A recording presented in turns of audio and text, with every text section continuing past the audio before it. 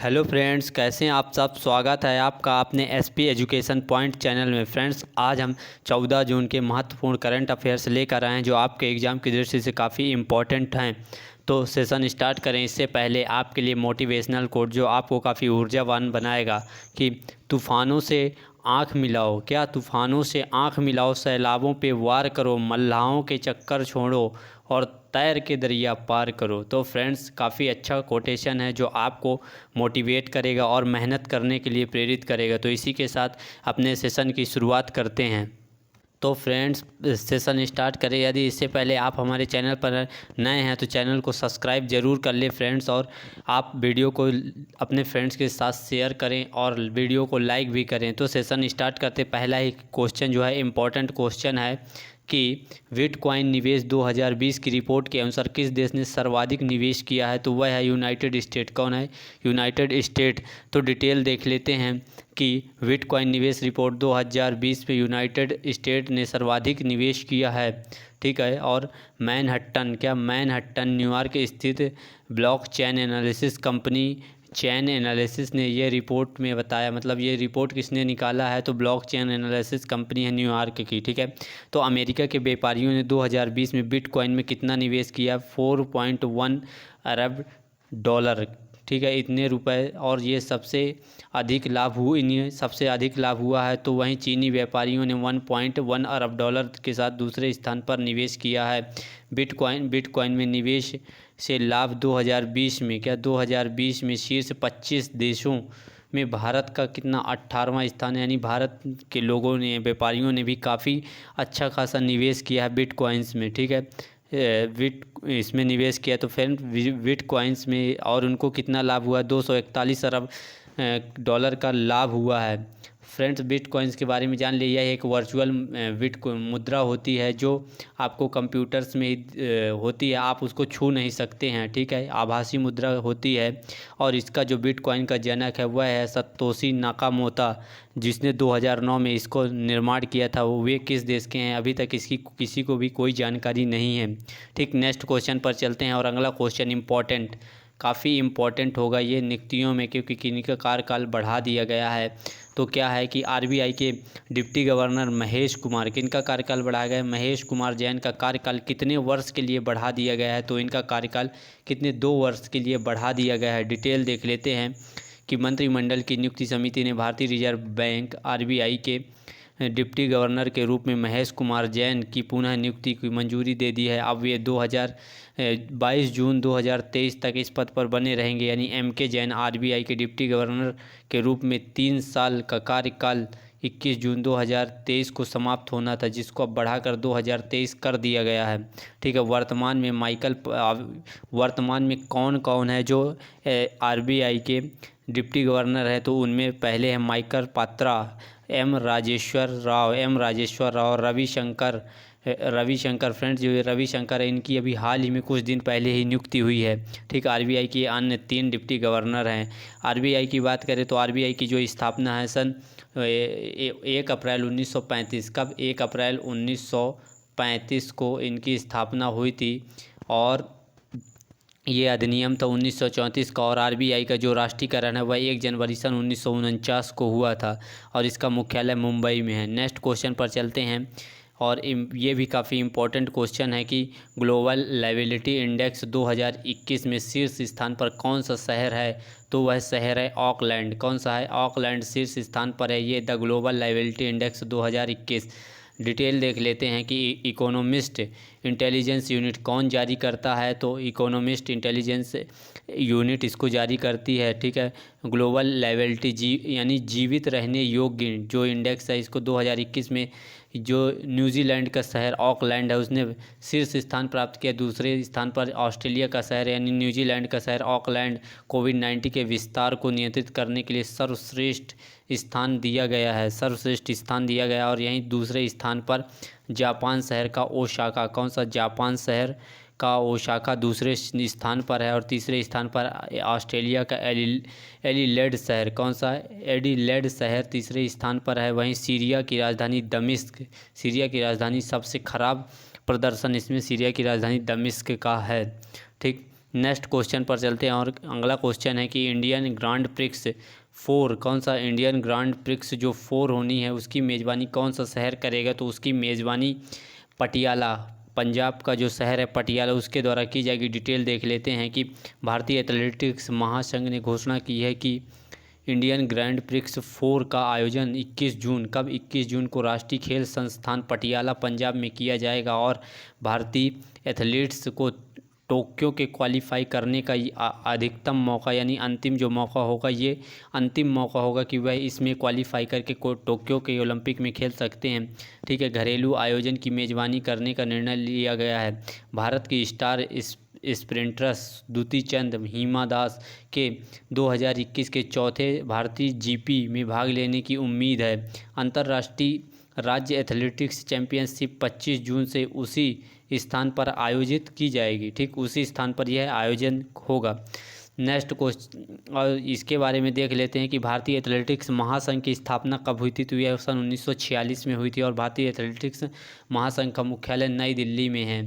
ठीक, next question पर चलते हैं और ये इम्पोर्टेंट जो क्वेश्चन होगा कि all India survey on higher education report 2019 और 20 किसने जारी की है। तो फ्रेंड्स यह है रमेश पोखरियाल निशंक, क्योंकि यह वर्तमान में हमारे शिक्षा मंत्री, इसलिए इन्होंने all India survey of higher education report 2019-20 जारी की है। डिटेल इसकी देख लेते हैं कि केंद्रीय शिक्षा मंत्री रमेश पोखरियाल निशंक ने अखिल भारतीय उच्च शिक्षा सर्वेक्षण यानी AISHE all India survey on higher education 2019-20 report जारी कर दी है। इस रिपोर्ट के अनुसार पिछले 5 वर्षों में यानी 2015-16 से लेकर 19-20 में छात्रों के नामांकन में कितने 11.4% वृद्धि हुई है और 2015-16 से 2019-20 तक उच्च शिक्षा में महिला नामांकन में 18%। ये काफ़ी ये उत्साहजनक बात है कि 18.2% की वृद्धि दर्ज की गई है। आईसे 2019-20 उच्च शिक्षा पर अखिल भारतीय सर्वेक्षण की श्रृंखला का 10वां संस्करण है। कौन सा ये संस्करण है। तो 10वां संस्करण है और उच्च शिक्षा विभाग द्वारा इसे प्रतिवर्ष जारी किया जाता है। हर साल इसको जारी किया जाता है। ठीक, नेक्स्ट क्वेश्चन पर चलते हैं और अगला क्वेश्चन है कि स्वतंत्र भारत के पहले ओलंपियन कौन है। ये क्या है, कौन है वो स्वतंत्र भारत के पहले ओलंपियन कौन है जिनका अभी हाल ही में निधन हो गया है। तो वह हैं सूरज सिंह माथुर। डिटेल देख लेते हैं कि ओलंपिक खेलों में मैराथन पूरी करने वाले स्वतंत्र भारत के पहले ओलंपियन सूरज सिंह माथुर का निधन हो गया है। इन्होंने 1952 के हेलेंसकी ओलंपिक में दिग्गज एमिल जातोपेक के साथ दौड़ते हुए माथुर ने 2 घंटे 58 मिनट और 52 सेकंड्स में जो है 52वें स्थान की मैराथन को पूरी किया था और 1951 में पहले एशियाई खेलों में इन्होंने कांस्य पदक भी जीत चुके हैं और उनका जन्म दिल्ली के मोहम्मदपुर माजरी गांव कराला में हुआ था और वे 2 बार राष्ट्रीय चैंपियन भी रह चुके। 2 बार ये राष्ट्रीय चैंपियन भी रहे हैं। नेक्स्ट क्वेश्चन और ये काफ़ी इम्पॉर्टेंट क्वेश्चन होगा। आप जो है ऐसे क्वेश्चन को ज़रूर अपने नोटबुक में नोट डाउन कर लें। यदि आप नोट डाउन नहीं करते हैं तो फ्रेंड्स आप इनका PDF ज़रूर रखें और PDF लेने के लिए आप हमारे टेलीग्राम चैनल से जुड़ सकते हैं, जिसका लिंक आपको डिस्क्रिप्शन बॉक्स में मिल जाएगा। ठीक, नेक्स्ट है कि फोर्ब्स के द्वारा दुनिया के सर्वश्रेष्ठ बैंक का खिताब किसे दिया गया है, यानी दुनिया का सबसे अच्छा बैंक कौन सा है। तो वह बैंक है DBS बैंक। कौन सा है, DBS बैंक। इसके बारे में डिटेल देख लेते हैं कि DBS बैंक को फोर्ब्स द्वारा विश्व के सर्वश्रेष्ठ बैंकों की सूची 2021 में शामिल किया गया और DBS बैंक लगातार दूसरे वर्ष भारत में 30 घरेलू और अंतर्राष्ट्रीय बैंकों में से नंबर 1 पर है। फोर्ब्स द्वारा विश्व के सर्वश्रेष्ठ बैंकों की सूची में यह तीसरा संस्करण है, यानी जो रिपोर्ट्स आई फोर्ब्स की, यह तीसरी रिपोर्ट्स है और इसमें दूसरी बार DBS बैंक शीर्ष पर है। और DBS बैंक इंडिया को हाल ही में, जो इंडिया में उसकी शाखा है, उसको DBS इंडिया को हाल ही में एशिया मनी के द्वारा इंडिया बेस्ट इंटरनेशनल अवार्ड 2021 इसको भी दिया जा चुका है। लगातार 12 वर्षों में न्यूयॉर्क के ग्लोबल फाइनेंस ने 2020 के लिए भी DBS को safest bank of in Asia, safest यानी सबसे सेफ बैंक जो है वह ये DBS को ही इसका अवार्ड दिया गया है। और ग्लोबल फाइनेंस की ओर तरफ से इसे 2020 के लिए तीसरी बार लगातार बेस्ट बैंक इन वर्ल्ड का, यानी कि इसको काफ़ी सारे अवार्ड मिल चुके हैं। बेस्ट बैंक इन वर्ल्ड का अवार्ड भी डीबीएस बैंक को मिला है।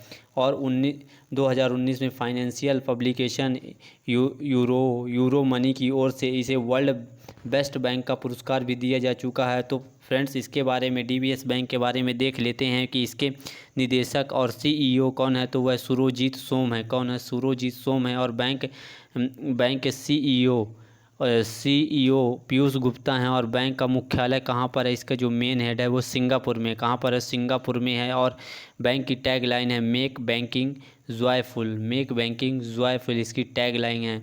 नेक्स्ट क्वेश्चन पर चलते हैं और काफ़ी इम्पोर्टेंट क्वेश्चन है ये। अंतर्राष्ट्रीय जो घटनाएं होती हैं उनमें काफ़ी इम्पोर्टेंट है कि मंगोलिया के नए राष्ट्रपति कौन बने हैं। मंगोलिया के नए राष्ट्रपति कौन बने हैं? तो वह कौन है फ्रेंड्स? उखना। कौन है? उखना खुरेलसुख। उखना खुरेलसुख को वहाँ के नए राष्ट्रपति के रूप में नियुक्त किया गया है। डिटेल देख लेते हैं कि ये पहले वहाँ के क्या थे? पूर्व प्रधानमंत्री भी रह चुके हैं। तो मंगोलिया के पूर्व प्रधानमंत्री उखना खुरेलसुख देश के छठे लोकतांत्रिक रूप से चुने गए राष्ट्रपति बने हैं। और जिसने सत्तारूढ़ मंगोलियन पीपल्स पार्टी की सत्ता को शानदार जीत के साथ मजबूत किया है। यहाँ पर 1990 में लोकतांत्रिक युग की शुरुआत हुई थी मंगोलिया में। खुरेलसुख मौजूदा खाल्तमा बातुला की जगह लेंगे। खाल्तमा बातुला की जगह लेंगे, जिन्होंने मंगोलिया के संविधान में विवादास्पद परिवर्तनों के बाद फिर से चुनाव लेने के अवसर से वंचित कर दिया गया था। और जिसने राष्ट्रपति के कार्यकाल में एक कार्यकाल के लिए प्रतिबंधित किया गया था। ठीक। और मंगोलिया के बारे में देख लेते हैं। इसकी जो राजधानी है वह उलन बटोर है। और इस यहाँ की मुद्रा मंगोलाई तोगरोग वहाँ की मुद्रा है। ठीक। नेक्स्ट क्वेश्चन पर चलते हैं और ये नेक्स्ट क्वेश्चन है कि किसे एशिया पैसिफिक उत्पादक चैंपियनशिप पुरस्कार दिया गया है। तो वह कौन है? वह हैं आर.एस. सोढ़ी। कौन है? आर.एस. सोढ़ी को एशिया पैसिफिक उत्पादकता चैंपियनशिप अवार्ड दिया गया है। डिटेल है कि गुजरात सहकारी दुग्ध विपणन संघ अमूल के प्रबंधक निदेशक आर.एस.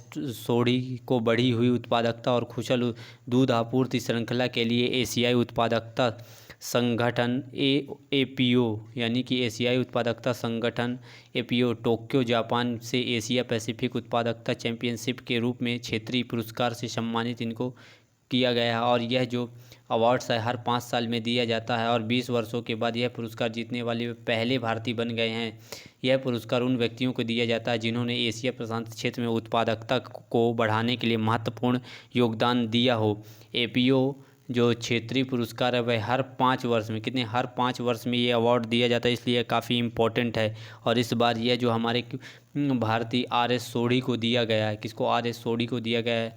नेक्स्ट क्वेश्चन और आज का अंतिम तथा महत्वपूर्ण क्वेश्चन है कि बाल श्रम के खिलाफ विश्व दिवस किस दिन मनाया जाता है। तो बाल श्रम के विरुद्ध जो है प्रत्येक वर्ष 12 जून को यह दिवस मनाया जाता है। डिटेल देख लेते हैं कि बाल श्रम के खिलाफ विश्व दिवस प्रत्येक वर्ष 12 जून को विश्व स्तर पर मनाया जाता है। और अंतर्राष्ट्रीय श्रम संगठन ILO के अनुसार विश्व स्तर पर लगभग 152 मिलियन बच्चे बाल श्रम में लगे हुए हैं। और जिसमें से 72 मिलियन बच्चे खतरनाक काम में लगे हुए हैं। और इस साल की जो थीम है क्या है कि act now and children labour इसकी इस बार की थीम है। और ILO के बारे में देख लेते हैं। इसका जो मुख्यालय है वह जिनेवा स्विट्ज़रलैंड में, और इसकी स्थापना सन 1919 में हुई थी। और इसके जो वर्तमान अध्यक्ष हैं वह गाय राइडर हैं। कौन है? गाय राइडर हैं। तो फ्रेंड्स, आज जितने भी महत्वपूर्ण क्वेश्चन थे वह मेरे द्वारा आपके लिए लाए गए हैं। आप इन क्वेश्चनों का बार बार रिवीजन ज़रूर करते रहें, क्योंकि एग्ज़ाम्स में यही काम आएगा। जितना आपके माइंड में होगा वही एग्ज़ाम्स में काम आता है, इसलिए आपको रिवीजन बहुत ज़्यादा ज़रूरी है। ठीक है। तो ये सेशन आपको कैसा लगा आप कमेंट बॉक्स में ज़रूर बताएं फ्रेंड्स। और इस वीडियो को शेयर ज़रूर कर दें और लाइक करें। यदि आप चैनल पर नए हैं तो चैनल को सब्सक्राइब भी कर लें। ठीक। और मिलते हैं अपने नेक्स्ट सेशन में। Thank you.